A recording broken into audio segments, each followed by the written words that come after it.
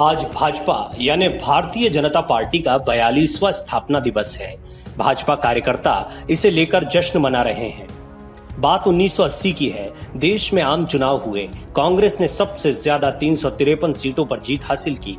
वहीं जनता पार्टी के महज 31 उम्मीदवार जीत पाए।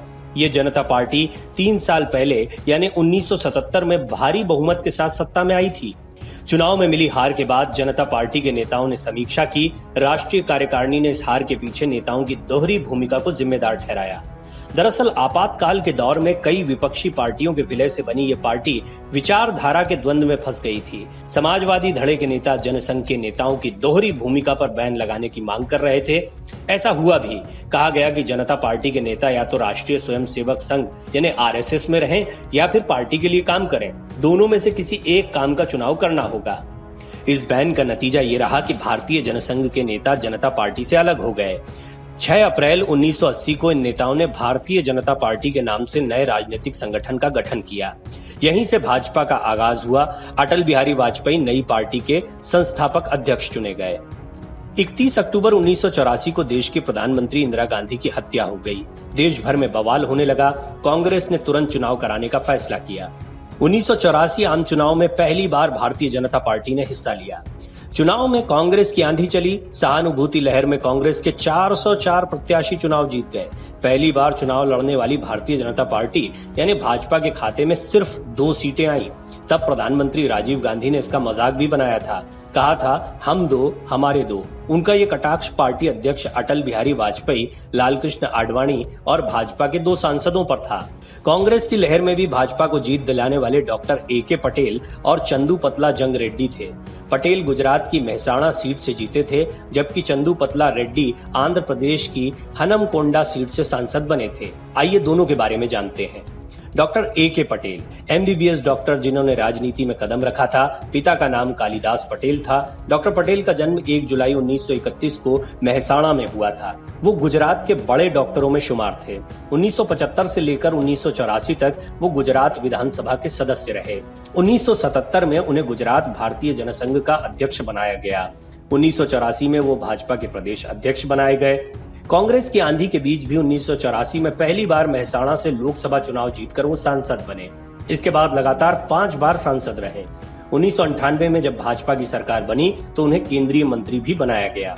चंदू पातला जंगा रेड्डी ये दूसरे सांसद थे जो कांग्रेस की लहर में भी जीत गए थे। 18 नवंबर 1935 में चंदू पातला जंगा रेड्डी का जन्म हुआ था। आंध्र प्रदेश के वारंगल जिले के गांव के स्कूल में वो शिक्षक रहे। भारतीय जनसंघ की शुरुआत हुई तो वो उससे जुड़ गए। 1967 से 1984 तक वो लगातार 3 बार विधायक चुने गए। 1984 के आम चुनाव में उन्हें भारतीय जनता पार्टी ने लोकसभा का उम्मीदवार बनाया और वो जीत गए। उन्होंने कांग्रेस के पीवी नरसिम्हा राव को हराया, जो बाद में देश के प्रधानमंत्री भी बने थे। जंगा रेड्डी दक्षिण राज्यों में भाजपा के पहले सांसद थे। छात्र जीवन से ही सार्वजनिक जीवन में सक्रिय रहे रेड्डी ने राम जन्मभूमि आंदोलन समेत कई आंदोलनों में हिस्सा लिया था। वो तेलंगाना सत्याग्रह आंदोलन में भी सक्रिय रहे। 1984 के चुनाव में भाजपा के संस्थापक अध्यक्ष अटल बिहारी वाजपेयी तक चुनाव हार गए थे। वाजपेयी जी के सामने सिंधिया के चुनाव में खड़े होने की कहानी भी बड़ी दिलचस्प है। माधवराव सिंधिया के ग्वालियर से चुनाव लड़ने की खबर अचानक आई। इसने वाजपेयी को चौंका दिया। नामांकन के अंतिम दिन सिंधिया ने ग्वालियर लोकसभा सीट से नॉमिनेशन पेपर फाइल किए थे। कहा जाता है कि पूर्व प्रधानमंत्री राजीव गांधी के कहने पर सिंधिया ने ऐसा किया था। इसके पहले तक वाजपेयी का वहां से जीतना करीब करीब तय माना जा रहा था। ग्वालियर की महारानी राजमाता विजय राजे सिंधिया वाजपेयी को समर्थन दे रही थी। माधवराव सिंधिया ने वाजपेयी को 1,65,000 वोटों से यहां पर हराया था। 1984 में 2 सीटें जीतने वाली भाजपा के पास अब 303 सांसद हैं। वहीं कांग्रेस 414 सीटों से 52 सीटों पर सिमट गई है। आइए आपको बताते हैं कि हर चुनाव में कैसे बढ़ता गया भाजपा का ग्राफ। साल 1984 में बीजेपी के पास 2 सांसद थे। 1989 के चुनाव में बीजेपी के पास 85 सांसद हो गए। 1991 में 120 सांसद। 1996 के चुनाव में 161 सांसद। 1998 और 1999 दोनों ही चुनाव में बीजेपी के पास 182 सांसद रहे। 2004 में 138 सांसद रह गए। वहीं 2009 में यह आंकड़ा और गिर गया और बीजेपी के 116 सांसद रह गए। लेकिन इसके बाद दौर आया प्रधानमंत्री मोदी का।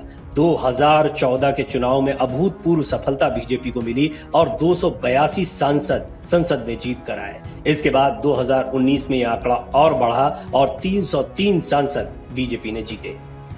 Video desk अमरउजाला.com। डाउनलोड करें अमर उजाला ऐप और पाएं खबरें लगातार। अगर आप ये वीडियो YouTube पर देख रहे हैं तो हमारे चैनल को सब्सक्राइब करें और बेल आइकन को दबाना ना भूलें। अगर आप Facebook पर यह वीडियो देख रहे हैं तो हमारे पेज को लाइक करें।